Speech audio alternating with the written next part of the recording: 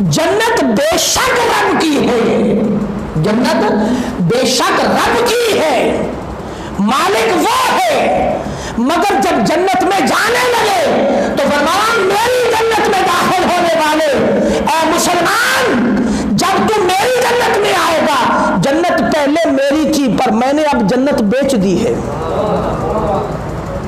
کس کو بیچی ہے مولا؟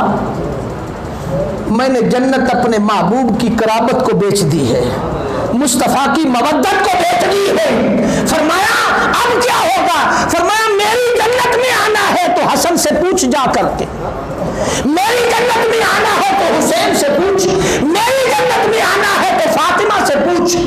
کیوں کہ جنت کے وارث وہ بن گئے ہیں، انہوں نے اس جنت کی بڑی قیمت دی ہے، انہوں نے اس جنت کی بڑی قیمت۔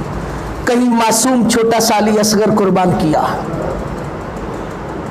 کہیں جوان ہم شکل مصطفیٰ علی اکبر قربان کیا، اور کہیں عباس نے بازو کٹائے ہیں، اور کہیں امام قاسم نے اپنی جوانی قربان کی ہے، اور کہیں اونا محمد نے اپنی جوانی قربان کی ہے، کہیں قربانیوں کے بعد اپنے گلے میں پھندے ڈلوا کر کے سیدہ سکینہ نے قربانیاں کی ہے، اور کہیں لاخت جگر مصطفیٰ اس قرابت میں اس دربار یزید کے اندر اس شامی سے یہ الفاظ سن کر کے کہ فاطمہ بنت حسین، وہ جو حضرت سکینہ سے بڑی شہزادی تھی، فاطمہ بنت حسین کی طرف اشارہ کر کے شامی نے کہا تھا یزید یہ بڑی خوبصورت کنیزہ ہے، یہ مجھے دے دے میں خرید لیتا ہوں۔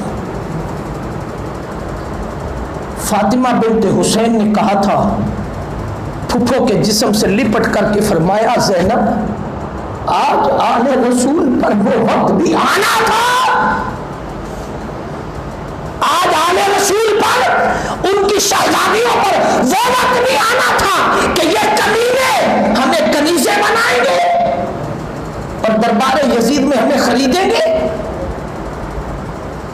تو سیدہ زینب نے فرمایا تھا اے فاطمہ ان بدبختوں کی کبھی جرت نہیں ہو سکتی، کیوں کہ میں نے بھی حیدر کرار کا اس کا خون ہوں، میری رگوں میں بھی حیدر کرار کا خون دوڑ رہا ہے، میں بھی زینب بنت علی ہوں۔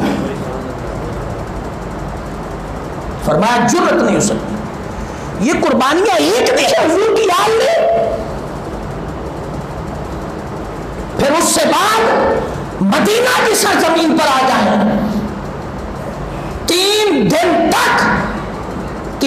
تک 10,000 عورتیں، 10,000 عورتوں نے بغیر نکاح کے اولاد پیدا کی۔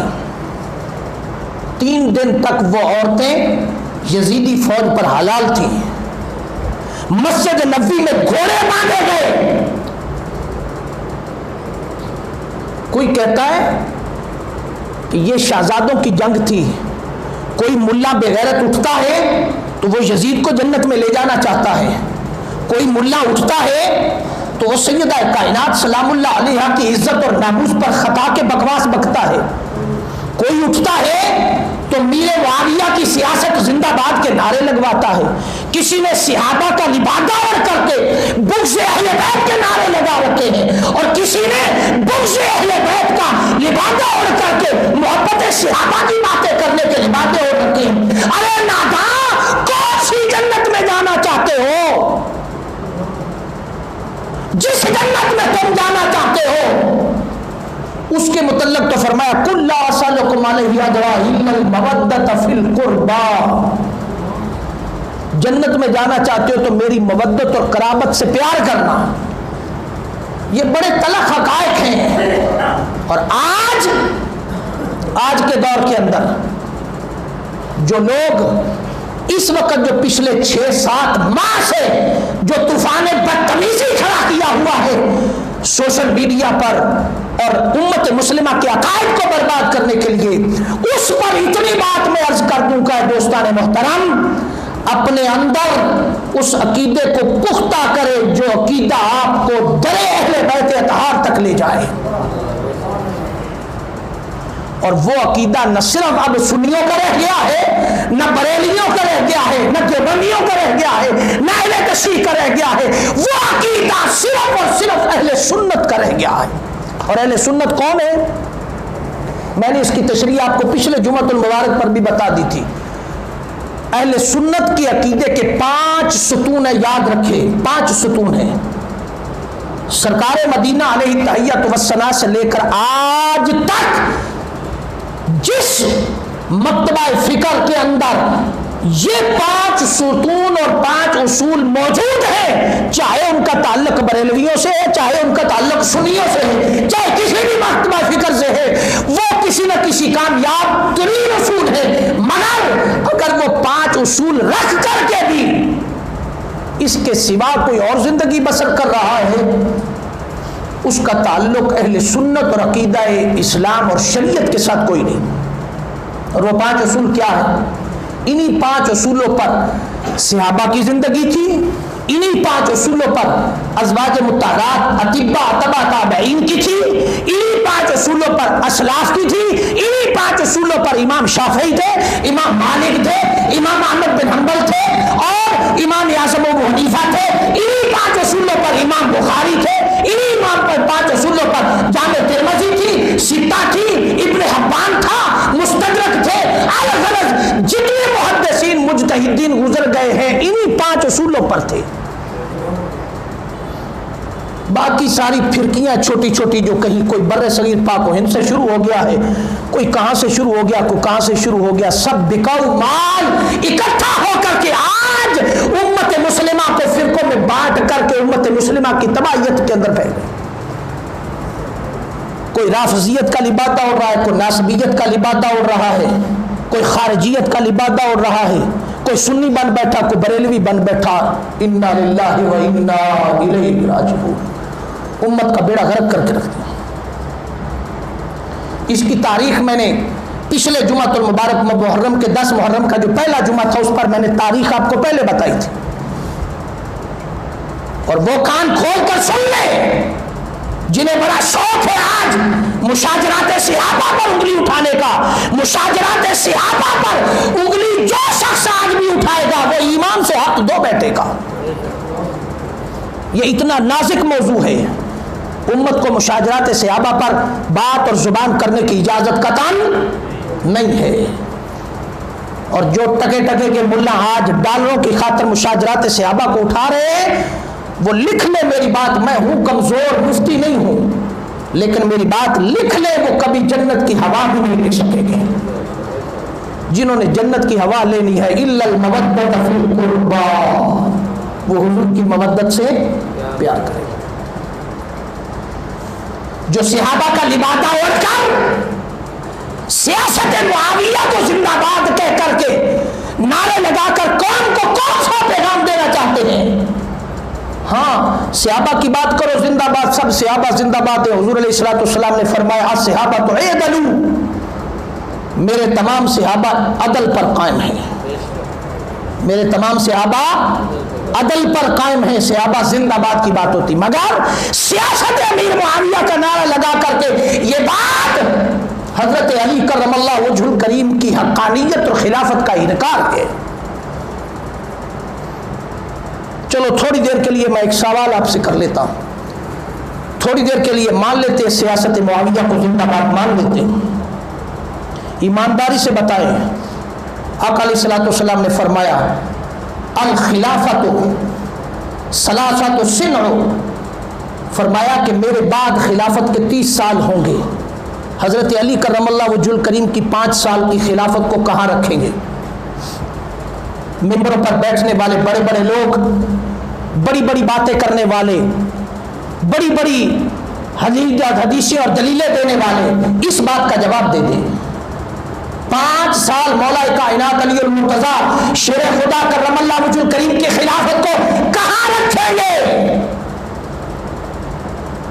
کچھ کو یہ بھی بڑی تکلیف ہوتی ہے کہ ہم کہتے ہیں کہ کچھ در والے ہیں کچھ گھر والے ہیں. نہ گھر والوں کی تعریف پتہ ہے نہ در والوں کی تعریف کا پتہ ہے کہ در والے کون ہیں اور گھر والے کون ہیں.